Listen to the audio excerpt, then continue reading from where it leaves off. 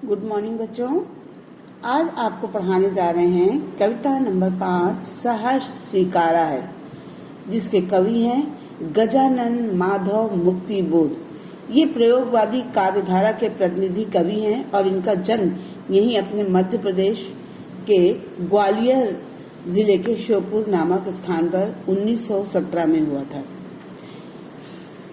इनकी भाषा उत्कृष्ट है। इन्होंने तत्सम शब्दों के साथ उर्दू, अरबी और फारसी के शब्दों का भी प्रयोग किया है।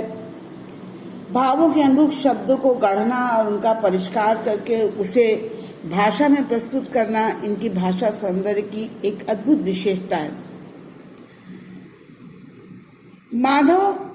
गजानन माधव मुक्तिबोध की कविताएं आमतौर पर बहुत लंबी होती हैं, लेकिन इन्होंने जो भी छोटी कविताएं लिखी हैं उनमें से एक है सहर्ष स्वीकारा है, जो एक खाक काव्य संग्रह है, भूरी भूरी खाक धूल, उससे लिया गया है। अब कविता का शीर्षक देखिए, सहर्ष स्वीकारा है। एक होता है स्वीकारना और दूसरा होता है सहर्ष स्वीकारना, यानी खुशी खुशी स्वीकारना। ये कविता जीवन के सब सुख दुख, संघर्ष, अवसाद, उठापटक को सम्यक भाव से अंगीकार करने की प्रेरणा देती है। कवि को जहां से ये प्रेरणा मिली, प्रेरणा के उस तक भी हमको ले जाती है। उस विशिष्ट व्यक्ति या सत्ता की इसी सहजता के चलते उसको स्वीकार किया था।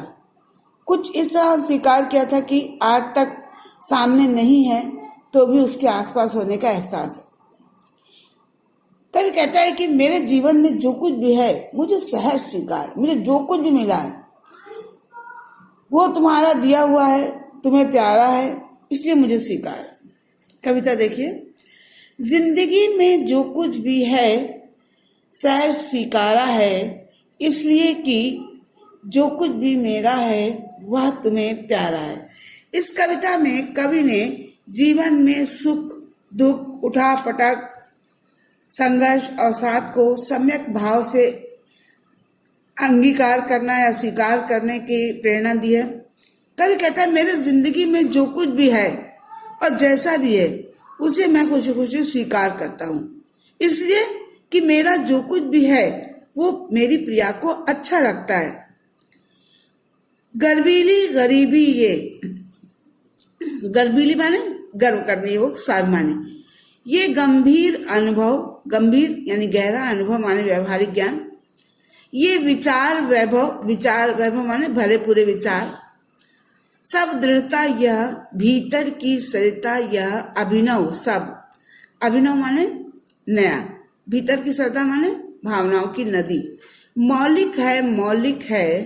मौलिक माने वास्तविक, इसलिए कि पल पल में जो कुछ भी जागृत है, अपलक है, संवेदन तुम्हारा है।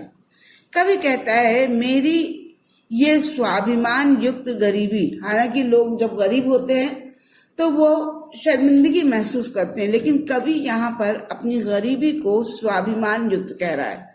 कहता है मेरी स्वाभिमान युक्त गरीबी, मेरे जीवन में जो भी मैंने अपने गंभीर अनुभव लिए, जो भी मुझे गहरे व्यवहारिक अनुभव हुए हैं, या जो मेरे विचारों का वैभव है, या जो मेरे व्यक्तित्व की दृढ़ता है, और मन में जो भावनाओं की नदी बह रही, यानी कल्पनाएं बह रही, भावनाएं हैं, ये सब मौलिक तथा नए हैं। इनकी मौलिकता का कारण यह है कि मेरे जीवन में हर क्षण जो कुछ भी घटता है वो सब जागृत है, वो उपलब्धि है, वो सब कुछ जो कुछ भी हुआ है मेरे जीवन में वह सब तुम्हारी प्रेरणा से हुआ है। ये काव्यांश कवि की प्रेयसी को संबोधित है। कवि ने उसके लिंग, पहचान आदि के बारे में स्पष्ट संकेत नहीं किया है, परंतु शब्द चयन और संकेत बताते हैं कि ये उसकी प्रिया है।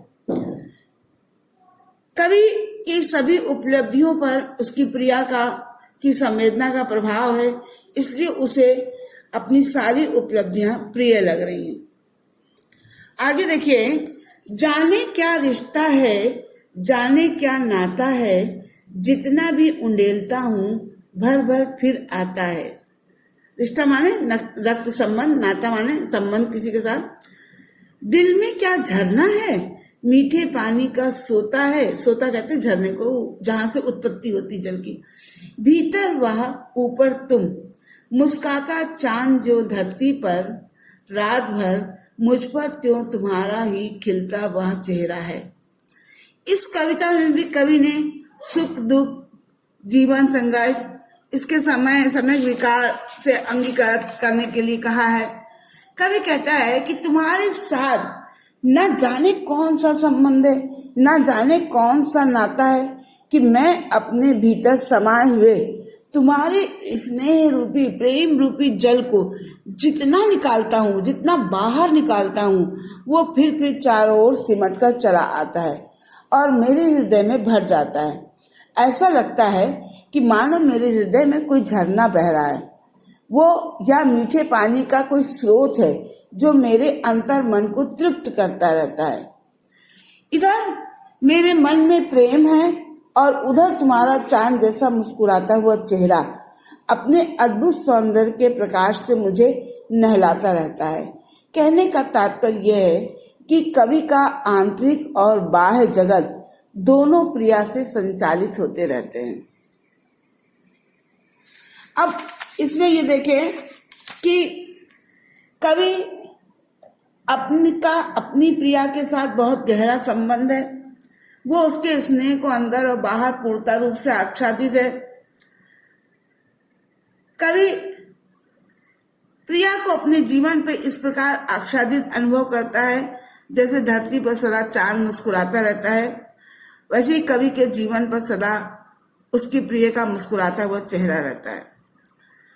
कवि ने अपने प्रिया की तुलना आकाश से की है, क्योंकि जिस प्रकार आकाश में हंसता चांद अपने प्रकाश से अवनी को यानी धरती को नहलाता रहता है, उसी प्रकार कवि भी अपनी प्रिया के मुस्कुराते चेहरे के अद्भुत सौंदर्य से नहाता रहता है।